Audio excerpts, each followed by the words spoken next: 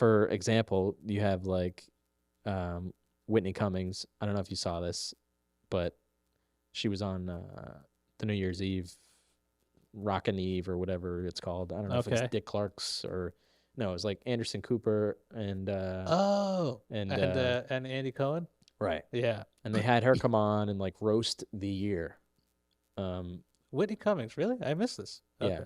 I don't know if we, we whatever, we can't play it. I don't Right. want to risk it, but but a lot of it was, the first few jokes they were funny, whatever, edgy, however you want to, I don't, if you find it funny or not. And then towards the end, she tried to get like some conspiratorial jokes in Ooh, on national TV on CNN. on, I guess that's what channel it is, Yeah. but I didn't really think they were that crazy.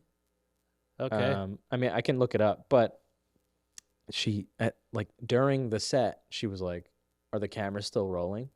And after every joke, she started to do that, and then she was like, "Oh, I'm so surprised CNN didn't take me off the air." And I was like, Then why tell these jokes if you? but it was like, it was kind of like we've experienced it at shows where a comedian comes out and they go, "These jokes are going to be edgy, Yeah. so don't get upset." Yeah. She kind of did one of those moments, and I'm like, is this who she's trying to become? And that Because too, to use a national platform.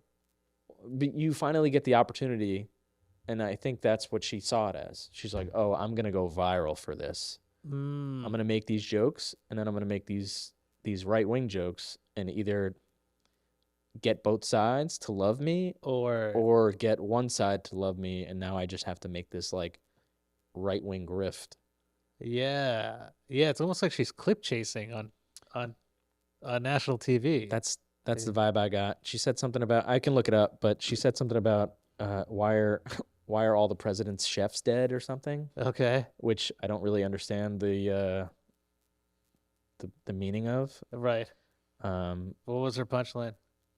That was it. That was like, Oh. she was just she just started asking questions at the end. Wow.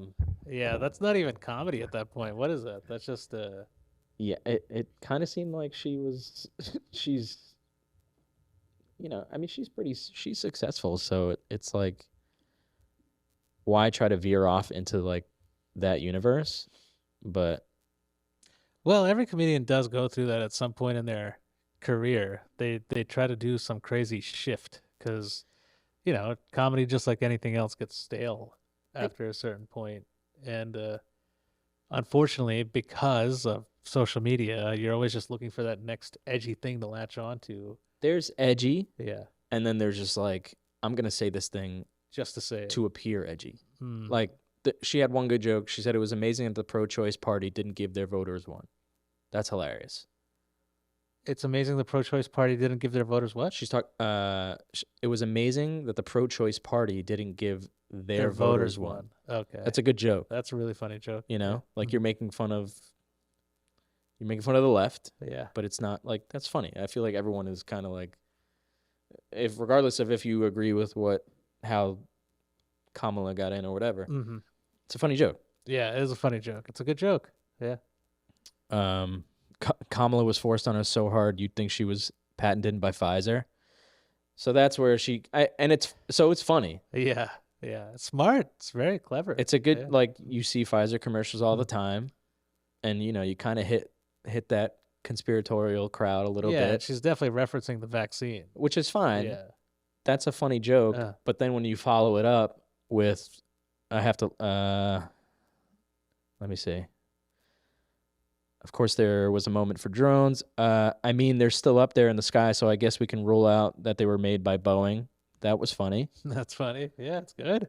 I can't believe you guys are still letting me go. This is amazing. Yeah, then she like, now you're like, the jokes that she was telling were very tame, while she's talking about how, I can't believe the cameras are still rolling. Oh, yeah. It's like your jokes aren't even that. Right. Also, I'm pretty sure, like, I haven't been on TV, but I would imagine that they are reading some of her jokes before she goes out there. Oh, 100%. If she's even for live TV, all of that stuff has to be approved before she could say it. Right. Maybe Yeah. she went off the cuff for some of them. I don't even think you can go off the cuff anymore. Well, Yeah. I think at some point she might have because Okay. she started doing the whole chef's thing. But I think like people nobody understood the references because they're like they're conspiracies. So Yeah. the cameras didn't go off because nobody knows what the hell you're talking about.